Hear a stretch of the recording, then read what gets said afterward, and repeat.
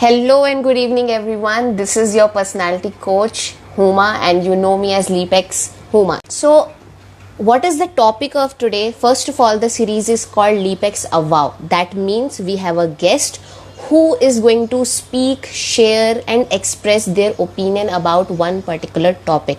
So, without any delay, I'm going to invite. Hello. Hello, Vikrant. Hi, Uma. So, Vikrant, Project Patriotism, what is the idea?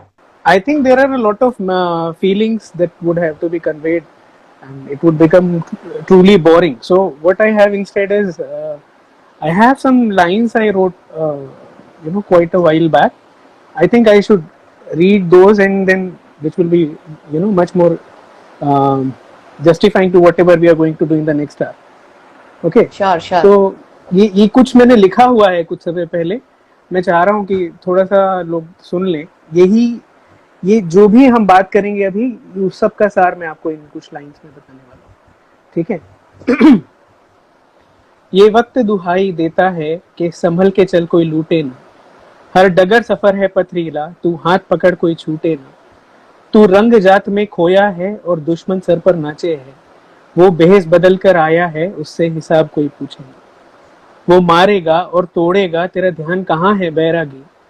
तू भारत का ही लाल है ना, क्यों मिट्टी का ध्यान नहीं. तू नजर उठा और गौर से देखे बढ़ती काली परछाई. तेरा खून है या कोई काढ़ा है, इस संकट का कोई भान नहीं. ये देश पुकारे चीखे है, अब साहस पूरा छूटे है. ये मृत्यु का आह्वान करे, इतनी पीड़ा से जूझे है. तेरे अल्लाह ने, मेरे राम ने भी क्या यही सबक सिखलाया है. कोई मरता है तो मरने दे, इसमें तेरा नुकसान नहीं. तुझे याद नहीं ये बात सही, किन वीरों का तू वंशज है, जिनके प्रताप की गाथाएं पूरी दुनिया में गूंजे हैं. वो शौर्य, वो साहस, देश प्रेम का कैसे तुझको एहसास नहीं. ये स्वार्थ की गंदी आदत क्यों, ऐसा भारत इतिहास नहीं. एक्चुअली जो कविता है ये से कहीं Amazing, ज्यादा लंबी है. amazing, amazing. इसे कहीं आगे की बात भी है. मुझे बस 1 मिनट और चाहिए. हम जो बात करने वाले हैं उस बारे में मैं सीधी सीधी कुछ लाइंस बताता हूँ. ये नकली झूठी घटनाएं, ये सौदागर जो बेचे हैं, तू शाम बिताए बातों में, तू इनके जैसे सोचे है. आज आप मैं हर जगह बैठे हुए ना, सोशल मीडिया पे कोई भी कुछ भी कह देता है, हमको बिल्कुल 1 सेकंड भी प्रोसेसिंग नहीं लगती है, विश्वास कर लेती. उन्हीं के बारे में बात कर रहा हूँ. तू भटक भटक कर घूमे हैं, तू नशे में खोया झूमे हैं, तू नौकर उसका बन जाए जो तलवे तेरे चूमे हैं.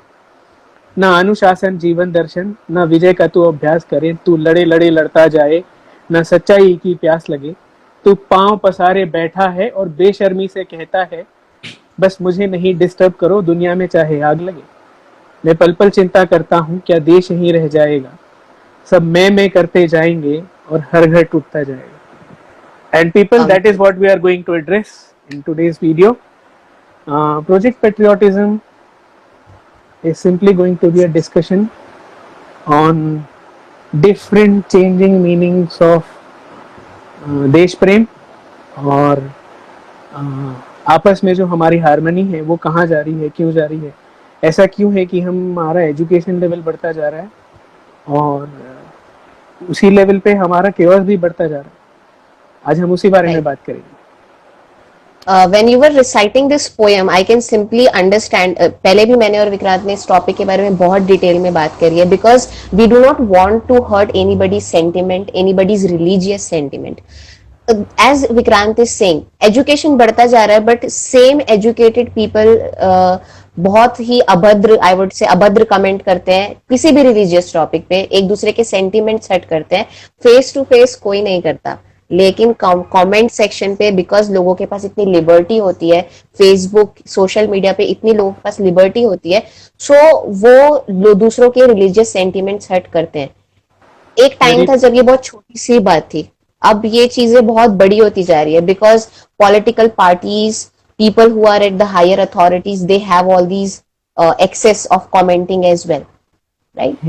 So Vikrant, what is our today's topic is about, if you can guide our viewers that आज के टॉपिक पे हम बेसिकली किस बात पे फोकस करने वाले हैं.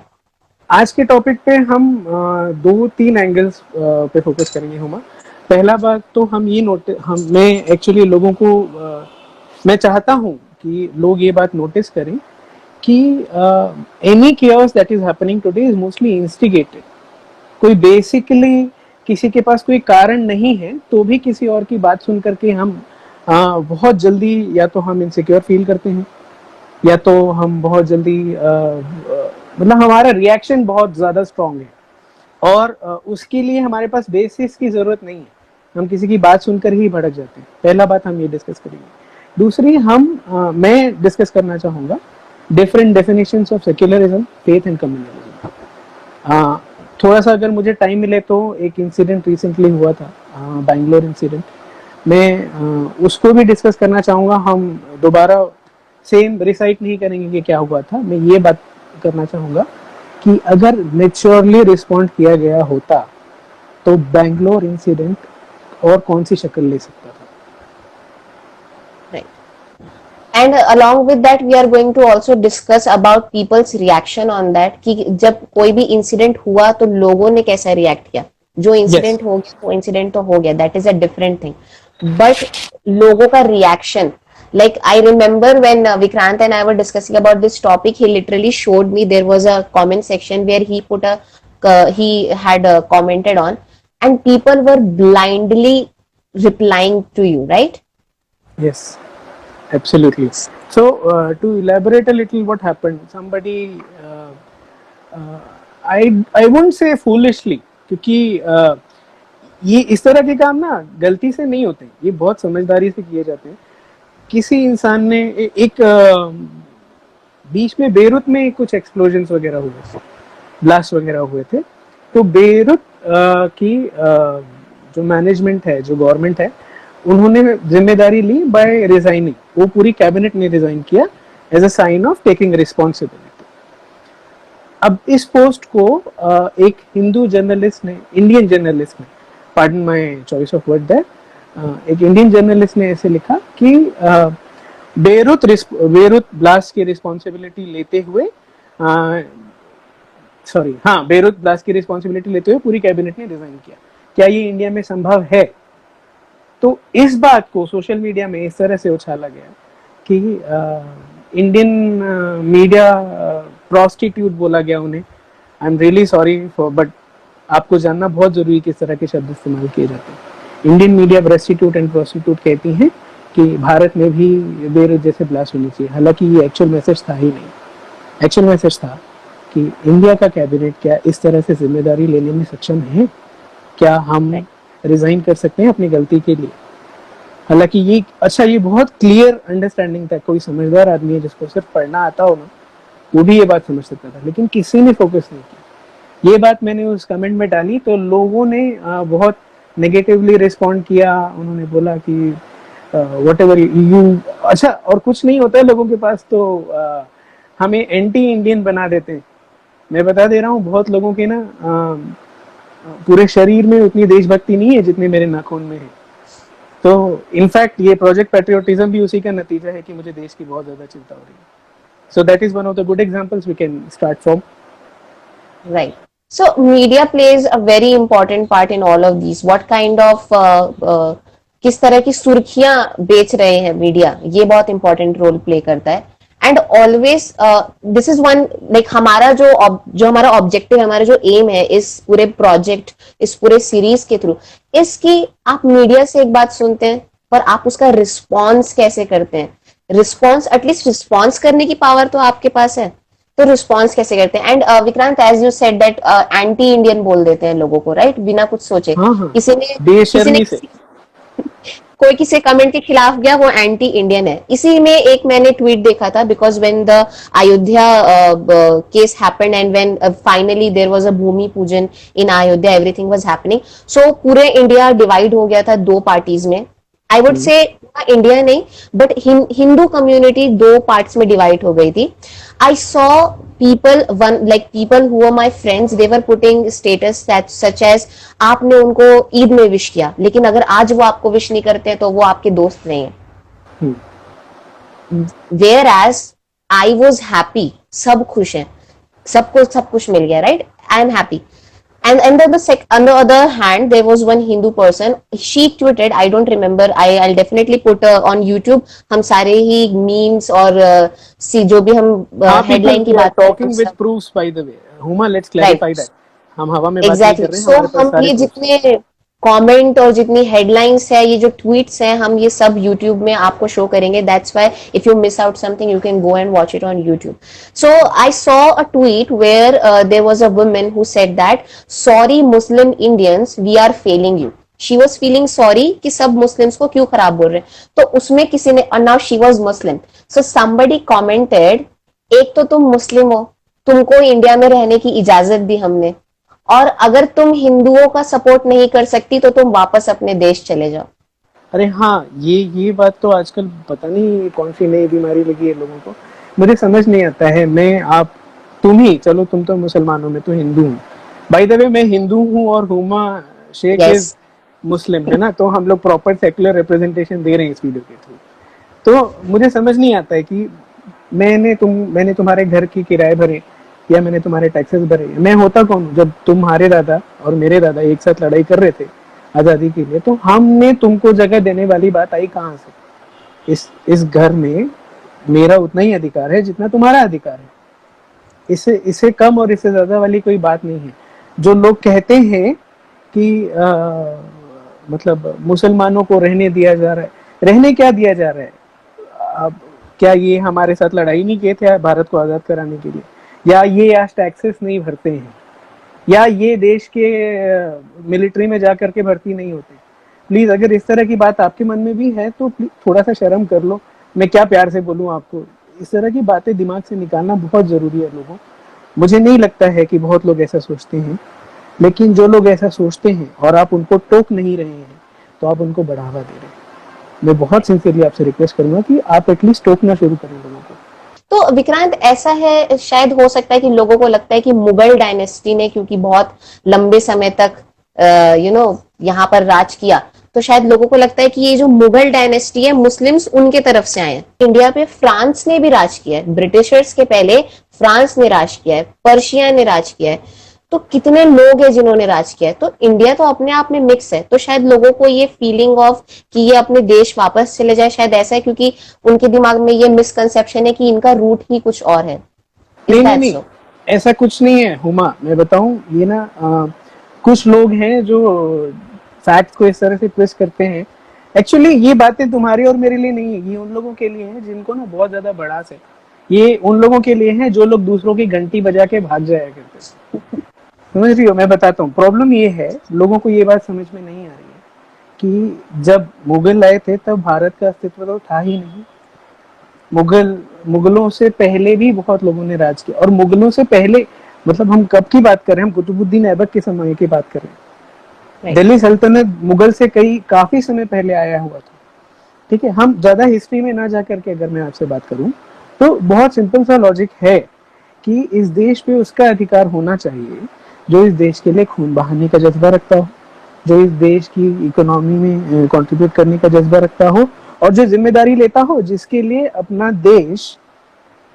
देश बाकी किसी भी चीज से पहले आता है, उसको ये देश मिलता है. वरना हम फॉरेनर्स को सिटीजनशिप क्यों देते? हम एक्सक्लूसिव सिटीजनशिप नहीं रखते. सिर्फ यहाँ पैदा होने वाला ही हम कंडीशनल सिटीजनशिप देते हैं. पूरी दुनिया देती है. So please understand this. Bharat खुद ही भारत का नहीं है. भारत तो अफ्रीका से टूट के आया हुआ. तो क्या अफ्रीकन्स बोल देंगे कि तुम क्यों अपने आप को इंडियंस बोल रहे हो, तुम हमारे ही वंशज हो करके? So this is a very impractical line of thought, I would suggest. Vikrant, just from like completely out of the context, what do you feel before commenting? People who comment on such things, what they should do on a very basic level? अपने आप को comment करने से पहले क्या उनको करना चाहिए? Because comment नहीं करना भी बुरा है. अगर कोई मान लो, अगर कोई मेरे रिलीजन को, do you feel कि लोगों को ऐसे रिलीजियस चीजों पे कमेंट ही नहीं करना चाहिए, रिएक्ट ही नहीं करना चाहिए? नहीं, आई थिंक सी हुमा, हमारी मैक्सिमम प्रॉब्लम आज की डेट में जितनी भी केओस है, ये इसीलिए नहीं आई है कि एक आदमी गलत बोल रहा है और एक आदमी सही बोल रहा है. ये केओस इसीलिए है क्योंकि कहीं ना कहीं एक डीप लेवल ऑफ डिससेटिस्फैक्शन लोगों के मन में है, और वो सालों से है. जैसे तुमने बताया कि अच्छा, ये मेरा पर्सनल एक्सपीरियंस है, I am a very honest person by nature, ठीक है। पर तुमने बताया ना कि एक ट्वीट आया था कि तुम किसी मुसलमान को ईद मुबारक बोलते हो और वो तुमको दीपावली की बधाइयां नहीं देता है, तो वो तुम्हारा दोस्त नहीं है। चलो, ये लाइन ऑफ रीजनिंग बहुत ज्यादा जस्टिफाइड नहीं है, लेकिन हम जस्टिफिकेशन के एंगल से क्यों देख रहे हैं? अगर मेरे लिए आपका त्योहार मुबारक है तो आपके लिए मेरा त्योहार मुबारक होना चाहिए। आप राइट। समझ रहे? तो कहीं ना कहीं हम मिल नहीं पा रहे हैं, और इसमें पहलना दोनों की तरफ से होना बहुत जरूरी है। और ये मेरा पर्सनल एक्सपीरियंसेस भी है कि जब हमारी कम्युनिटी हमारे देश से ज़्यादा स्ट्रांग हो जाती है हमारे मन में, तो इस तरह के इंडिफरेंसेस बहुत ज़्यादा क्रिएट होते हैं। लोगों राइट। को अपना भाई अपने देश से पहले पसंद आए, ये जस्टिफाइड है, राइट। लेकिन लोगों को अपना धर्म अपने देश से पहले पसंद आए, ये जस्टिफाइड नहीं है। मेरा मानना है ऐसा। We have another question. What are your point of view regarding Bangalore riots? Guys, if you have any question or comment, if you want to make, सिर्फ question नहीं, अगर आपको लगता है कि आप कुछ बोलना भी चाहते हैं तो आप comment section में बोल सकते हैं. So this is a हाँ, question from Dev Karan.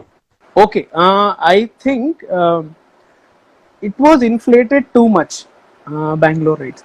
Okay, so since we have come officially to the Bangalore raid section of today's discussion, let's understand the chronology, simple chronology, quoting Amit Shah.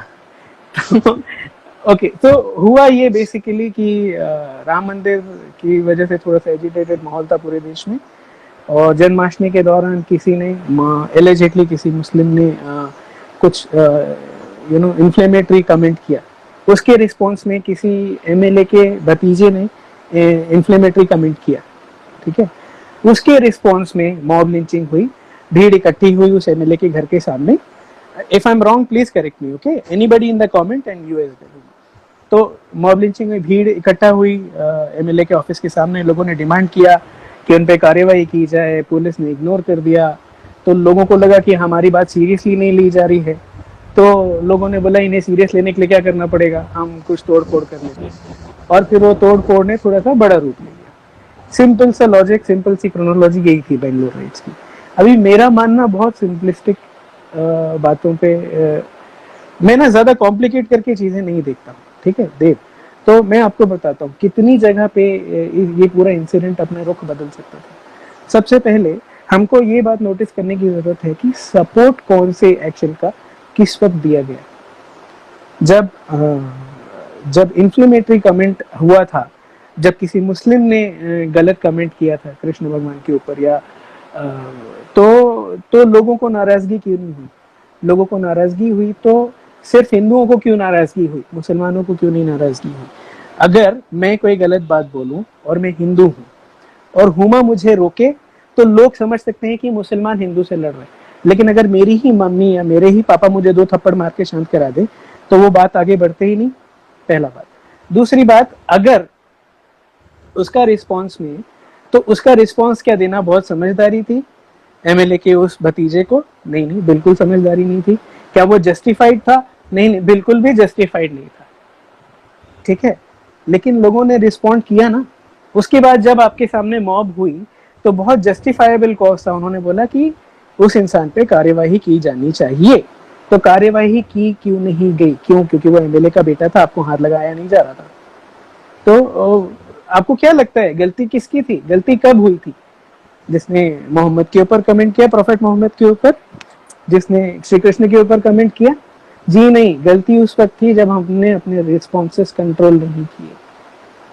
100 जगहें थी जहां पे Bangalore rights को subjugate किया जा सकता था, लेकिन लोगों को बड़े दिनों बाद एक आउटलेट मिला था। अच्छा लग रहा था ना कि चलो थोड़ा इनको समझ में आना चाहिए। Right. आपको समझ में नहीं आ रहा है? आपका गुस्सा निकालने के लिए आपको दूसरों की तकलीफ में ही सुकून मिलता है। आपको कभी ये अनजस्टिफाइड नहीं लगता है? मैं लोगों से बहुत क्लियरली पूछना चाह रहा हूँ, आपको क्यों अच्छा लग रहा होता है जब कहीं और लड़ाई हो रही होती है तो? और आपको वो आदमी क्यों बेवकूफ नजर आता है जो बीच में आके बोलता है नहीं नहीं भाई शांत हो जाओ, लड़ाई मत करो? ऐसा आदमी आपको हमेशा लल्लू या बेवकूफ नजर आता है। आपको समझ में आ रहा है हमारी जनरल मेंटालिटी क्या है? We thrive on chaos. हमको बस ये नहीं समझ में आ रहा होता है कि उस केओस का असर सिर्फ हम पे नहीं होता है, सिर्फ हम पे नहीं होता है। और आपको ये बात भी नहीं नजर आई कि जहाँ पे एक तरफ मॉब लिंचिंग हुई, लोगों ने गाड़ियां जलाई, पुलिस स्टेशन पे हमला किया, वहीं पे कुछ लोगों ने ह्यूमन चेन बना करके मंदिर की रक्षा भी की। वो बात दब गई ना, लोगों को लगा ये एक्टिंग है। अगर इतने ही भले हो तुम लोग तो नहीं तोड़फोड़ करनी थी। आपको नहीं समझ में आ रहा है कि ये किसी मुसलमान ने काम नहीं किया। मैं आपसे वही बात करना चाह रहा हूँ, और ये बात मैं सबसे बहुत क्लियरली बोलना चाहता हूँ। मैं जो कह रहा हूँ ना, इसकी जिम्मेदारी मुझ पर होनी चाहिए, ना कि मेरे धर्म पर होनी चाहिए। सो आई डोंट नो किसी भी मिनट लाइव सेशन फिनिश हो जाएगा। So just last thing I would like to say is that what Vikrant and I want to say, सबसे पहली बात जो हमारा आज का मुद्दा था, दैट रिस्पॉन्स करने से पहले आप सोचिए कि आप क्या रिस्पॉन्स करना चाहिए। आप न्यूज को अच्छे से पढ़िए, न्यूज को समझिए, फिर रिस्पॉन्स कीजिए। आप पर्सन के बारे में बोल सकते हैं, आप पूरी कम्युनिटी को टारगेट मत कीजिए। And also whomsoever is represented, whenever you are saying something, you are somewhere representing your nation, your religion. So choose your words wisely. Vikrant, any final word before we end this session? Guys, this was much more exciting than we hoped. I'm really thankful and sorry, थोड़ा अच्छा feel हो रहा है कि तुम लोग 5-10 minute तुम लोगों ने वेट किया हमारे लिए। Thank you for joining us. We are going, keep going. Sorry, see, I'm nervous. See, we are going to keep doing this. हम हर हफ्ते फ्राइडे 5 से 6 के दौरान आएंगे। हम नेक्स्ट टाइम लेट नहीं होंगे। Thank you for connecting with us. We love you all. Seriously, I love you all. Thank you so much, everyone. Don't forget to follow me as Leepak Suma and Vikrant Vishkarma as vikrant.vishkarma.721. No need. I don't want like, comment, subscribe. Yes, please Just go fall in DM love with him. me. Just please DM I'm him very with your lazy. questions. I'm DM very him. lazy. He's a very good texter. He is a very good texter. वो आपको No. text करके reply करेगा. नहीं, I hate chatting. ठीक है, next जो भी सवाल होगा लोगों, आप क्या बोलते हैं, ऐसे ही हम आगे Next session. हाँ, बहुत मजा आएगा। But we are always welcome with new topics. आपको कोई भी तकलीफ है, आप हमसे डिसएग्री करते हैं, तो हम बिल्कुल एरोगेंट नहीं है। हम मानेंगे कि हाँ, हमने ये बात गलत कह दी थी। मैं मानूंगा, हुमा भी मानेगी, मैं हुमा को बहुत अच्छी समझा। तो लेकिन please stay connected to us. हम चाह रहे हैं कि थोड़ा सा देश की सोच में बदलाव आए, और मैं मेरे और हुमा के अलावा किसी को नहीं जानता हूँ जो इस तरह की कोशिश कर रहा है। Thank you for coming with us. Thank you so much, everyone. If you want to bring more change, join us next Friday live at 5. Bye bye. Bye guys, love you.